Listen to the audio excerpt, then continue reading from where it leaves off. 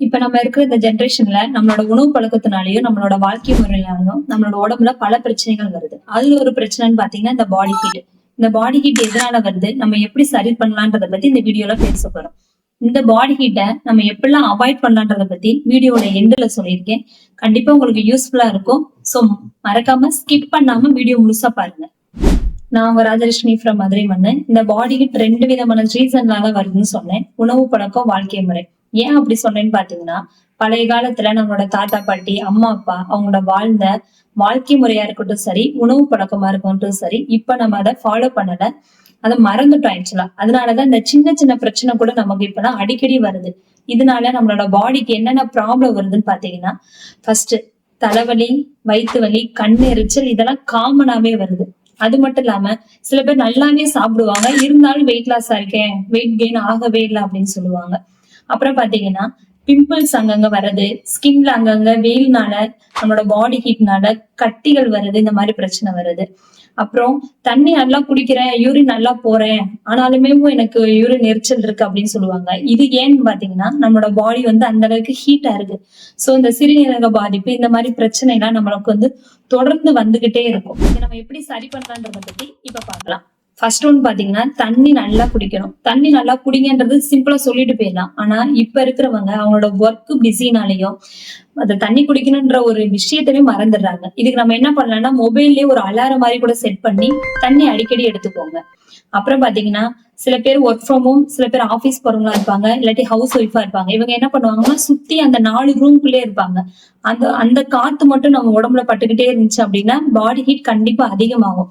So அப்பப்ப வெளியே போயிட்டு வாங்க. வெளியுள்ள காத்தையும், நம்மளோட சுவாசமா இருக்கட்டும், நம்ம பாடிக்கு இருக்கட்டும் சரி, வெளியுள்ள காத்தையும் நம்ம உடம்புக்கு தேவை. சோ அதை ஃபாலோ பண்ணுங்க. அப்புறம் பாத்தீங்கன்னா நைட்டு தூங்கும் போது தேங்காய் எண்ணெய நம்மளோட பாதத்துல குழந்தைங்க, பெரியவங்க எல்லாருமே அவங்களுக்கு நல்லா அப்ளை பண்ணி விட்டு தூங்குறதுனால நம்மளோட உடம்புல ஸ்ட்ரெஸ், அதாவது மன அழுத்தம், அந்த மன அழுத்தம் குறையும் போதாதுன்னு நம்மளோட பாடி ஹீட்டை நல்லாவே கம்மி பண்ணும். அப்புறம் பாத்தீங்கன்னா நம்ம அடிக்கடி வீட்டுல சமையல் பண்ற அந்த லேடிஸா இருக்கட்டும், ஜென்ஸ் யாரா இருக்கட்டும் சரி, தக்காளி சட்னி இல்லாட்டி தேங்காய் சட்னி இதைத்தான் எடுத்துப்போம். அதுக்கு பதிலா அடிக்கடி புதினா சட்னி சேர்த்துக்கோங்க. சில பேருக்கு புதினா சட்னியோட வாசனையா இருக்கட்டும் பிடிக்கல அப்படின்னா அதை சாதமா ப்ரிப்பேர் பண்ணி கொடுங்க. நல்லா அதுல நட்ஸ், பொரிகள் அது இதுன்னு போட்டு பண்ணீங்கன்னா குழந்தைங்களுக்கும் பிடிக்கும். சோ புதினா சாதமா பண்ணி செஞ்சு கொடுக்கலாம். அப்புறம் தயிர் தயிர் சாப்பிட்டா சளி பிடிக்கும், இல்ல குழந்தைக்கு இந்த டைம்ல கொடுக்க முடியாது அப்படின்னு நினைக்கிறவங்க அதனால தாளிச்சு லைட்டா மஞ்சள் போட்டு தாளிச்சு கொடுங்க. சோ தயிர் உடம்புக்கு நல்லது. இப்படி சாப்பிடறதுனால சளியும் பிடிக்காது. நெக்ஸ்ட் மார்னிங் எழுந்தோடனேவும் சில பேர் டீ காஃபி கண்டிப்பா குடிக்கணும் அப்படின்னு நினைப்பாங்க. அவங்களால அதை ஸ்கிப் பண்ணவே முடியாது. ஏன் அப்படி பாத்தீங்கன்னா டீ காஃபிக்கு அவ்வளவு ஒரு அடிக்ட் இருக்கும். நல்ல ஸ்ட்ராங்கா குடிச்சா நல்லா இருக்கும் அப்படின்னு தோணும். அப்படி உள்ளவங்களுக்கு நல்ல கருப்பட்டியை நல்ல பாகா ரெடி பண்ணி சோ அதை ஆட் பண்ணி அந்த டீ குடிக்கிறதுனால நம்ம உடம்புக்கும் நல்லது. இந்த ஹீட் இந்த மாதிரி பிரச்சனையில இருந்து நம்ம சரி செய்யலாம். அப்புறம் மோர் அடிக்கடி வீட்டுல மோர் செய்யுங்க. வெளியில வாங்குறத காட்டிலையும் வீட்லயும் மோரை நல்லா மிக்சியில போட்டு நல்லா க்ரஷ் பண்ணி அதுல லைட்டா 2 மல்லி இலை, லைட்டா 2 மிளகாய், இஞ்சி இதெல்லாம் மிக்ஸ் பண்ணி மோரா எடுத்துக்கிறதுனாலயும் நம்மளோட பாடி ஹீட்டை குறைக்கலாம்.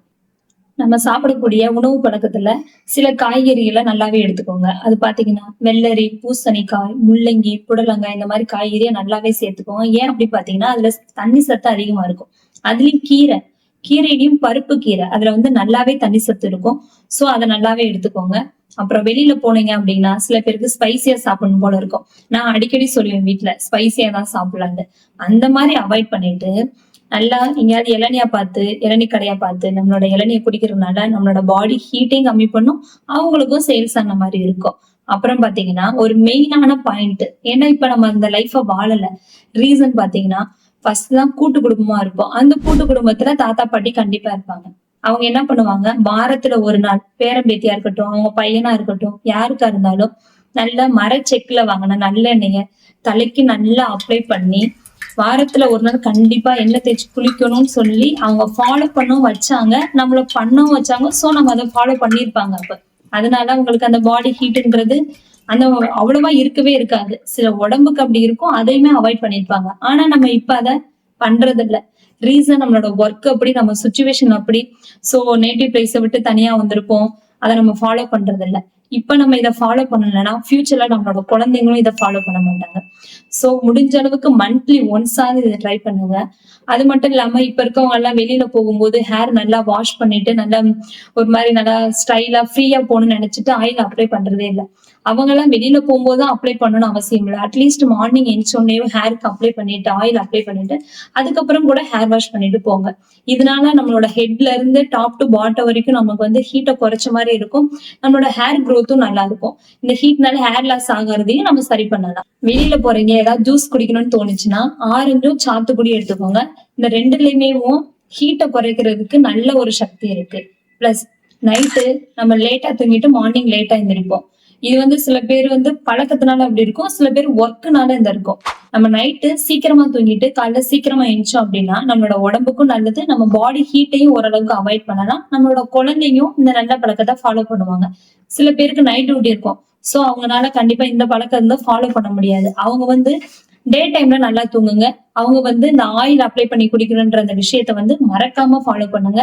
அட்லீஸ்ட் இந்த விஷயம் பண்றதுனால இந்த பாடி ஹீட்டை ஓரளவுக்கு கம்மி பண்ண முடியும். பாடி ஹீட்டை எப்படிலாம் அவாய்ட் பண்ணலான்றத பத்தி இப்ப பார்க்கலாம். புளிப்பு, உப்பு, காரம் இந்த மூணுமே ஸ்பைசியான ஐட்டம். சோ இதை பிடிக்காதவங்க யாருமே இருக்க மாட்டாங்க, இன்க்ளூடிங் மீ.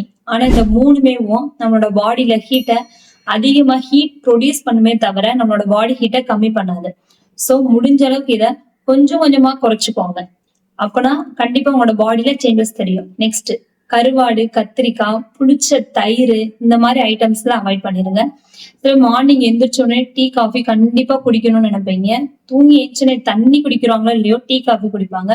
சோ அவங்க வந்து கொஞ்ச நாள் வந்து எந்திரிச்சோடனே டீ காஃபி எதுவும் குடிக்காம தண்ணி இல்லாட்டி வீட்டுல ஏதாவது புளிச்ச நீச்ச தண்ணி அந்த மாதிரி இருந்துச்சுன்னா அதை ஃபர்ஸ்ட் குடிங்க.